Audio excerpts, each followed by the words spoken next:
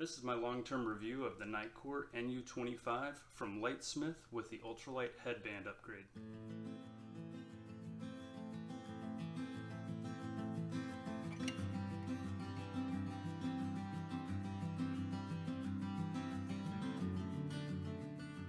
So over the last decade or so, I worked my way through a number of different headlamps, giving them each a try.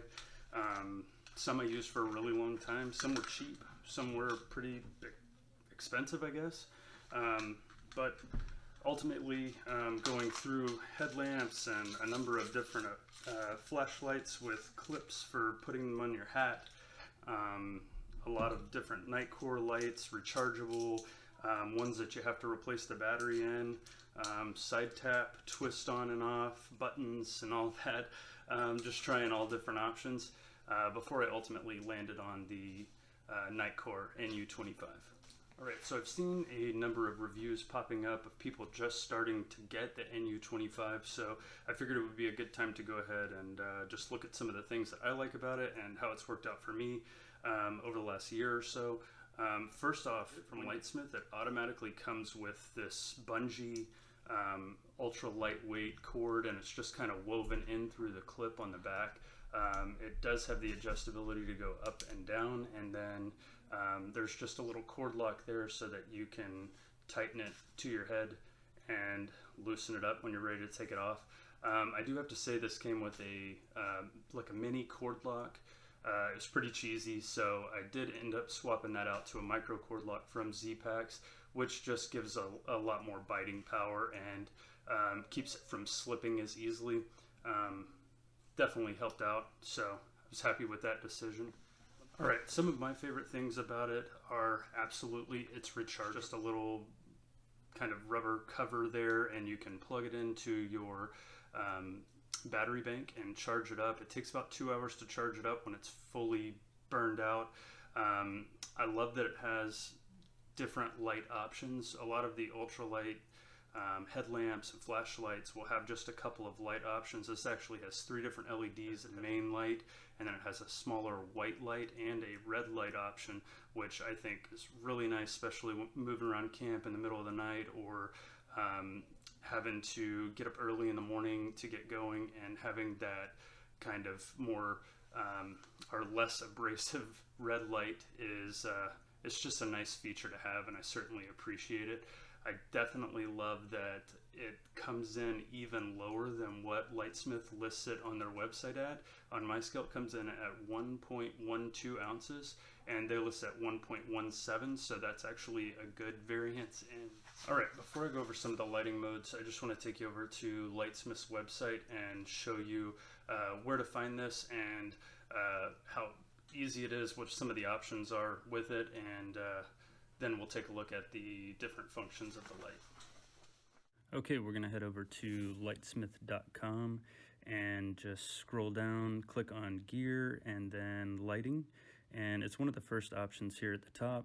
They also sell an NU20, but this is the second option from left, the NU25.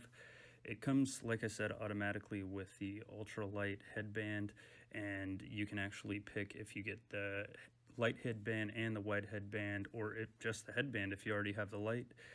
Multiple colors to choose from. It goes over some of the features here on the website, and then it has a full breakdown of all of the owner's manual, how to use it, what the different lighting modes, how to find the features, and then gets into some more technical information about the specifications on the light bulbs themselves, and about the light and charging as a whole. So really simple, lots of information on their website. There's 4 light modes for the main light, and they're very simple to use. It's a single tap to go into low mode, 1 more tap for medium, 1 more tap for high. Then you can hold the power button down for 1 second. It goes into turbo mode, which is giving you the full 360 lumens. I think is really nice. And then it goes into SOS mode if you hold the power down for 3 seconds. So you can do that from any level of lighting, go into SOS or go into turbo. So that's really nice.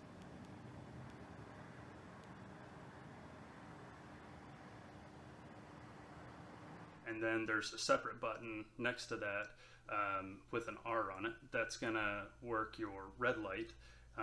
Pretty simple to use. It's a single tap operation as well. A couple of quick technical notes on it. It does have a 610 milliamp hour battery. It does use a CREE LED for the main light, and you can get more statistics on this, more technical information from the website that I took you to, Lightsmith.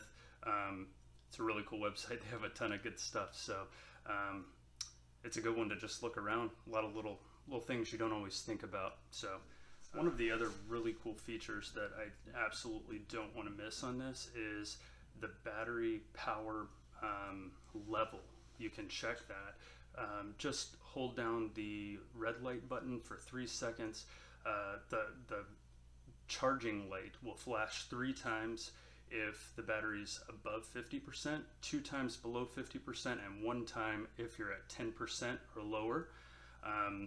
Then there is a red light that comes on to indicate when it's charging, that turns green when it's fully charged. So it's nice, just ease of use, very straightforward and simple.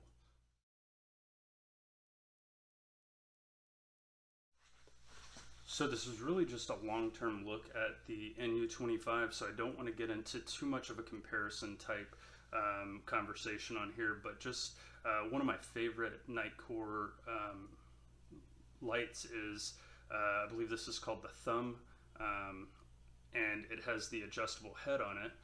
It can clip onto your hat relatively easy. It does have a couple of different power modes, and it is rechargeable, so I really like that about this light. But in the wintertime, especially when I'm using a headlamp, I'm wearing a beanie.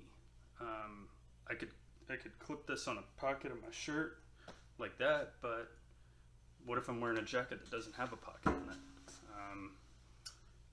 Collar's sometimes too flimsy, so a couple of things that were in my thought process of going to something that actually had a headband and really swayed me to ultimately choose this, and I feel like it was for the better. I've certainly enjoyed this light over the year that I've used it. Battery seems to stay charged just as long as it did when I originally got it, so it seems to be working really well. And at the price point under $40, I don't think you can beat it. It's a really nice light. So I hope you've gotten some good information from this and helps you decide if this is the right light for you. If you have any questions or comments, drop in the box below. Thank you.